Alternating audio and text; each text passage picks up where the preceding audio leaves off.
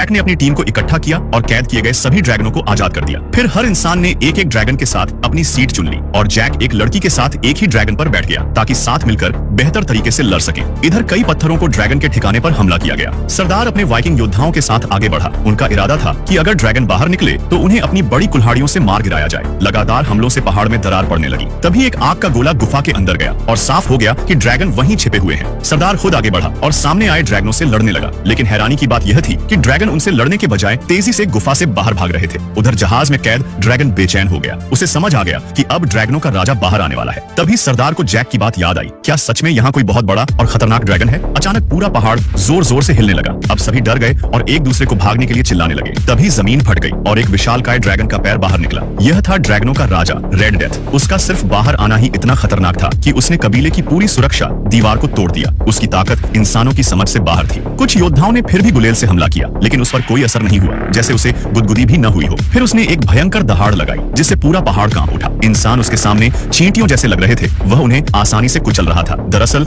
उसका असली मकसद समुद्र की तरफ जाना था। उसने एक ही बार में आग उगलकर जहाजों को जला दिया और इंसानों का भागने का रास्ता बंद कर दिया। अब वह आराम से वाइकिंग्स योद्धा को खत्म करना चाहता था। तभी सरदार ने उसका ध्यान भटकाने के लिए रस्सी काट दी और कुछ बड़े पत्थर सीधे उसके सिर पर गिराए। रेड डेथ ने बस एक नजर डाली। उसे जैसे कोई फर्क ही नहीं पड़ा। अब उसकी बारी थी हमला करने की। तभी अचानक एक जोरदार हमला उसके मुंह के पास आकर लगा। असल में जैक अपने ड्रैगन पर सवार होकर समय पर पहुंच गया था। जैक ने तुरंत अपने साथियों को आदेश दिया कि वे रेड डेथ का ध्यान भटकाएं, जबकि वह खुद अपनी साथी के साथ काले ड्रैगन को ढूंढने निकल पड़ा। काफी खोजबीन के बाद उसे वह मिल गया। जैक तुरंत कूदकर जहाज पर पहुंचा और जल्दी जल्दी उसके बंधन खोलने लगा। उसने एक लोहे की छड़ से ताला तोड़ने की कोशिश की, लेकिन छड़ बीच से ही टूट गई। उधर उसके साथी रेड डेथ का ध्यान भटकाने के लिए दोनों तरफ से ढालों पर जोर जोर से मार रहे थे। यह तरीका काम कर रहा था। ड्रैगन का ध्यान बंट रहा था, लेकिन जिस ड्रैगन पर वे सवार थे उसके लिए भी यह शोर सहना मुश्किल हो रहा था। अचानक वह संतुलन खो बैठा और रेड डेथ के पैर से टकरा गया। झटका इतना तेज था कि टफट उछलकर सीधे रेड डेथ के सिर पर जा गिरा। यह देखकर उसके साथी ने तुरंत उसे हथौड़ा फेंक कर दिया, लेकिन तभी ड्रैगन का संतुलन बिगड़ गया और वह तेजी से नीचे गिरने लगा। उन्हें लगा था कि अब वे सुरक्षित हैं, लेकिन अगली ही पल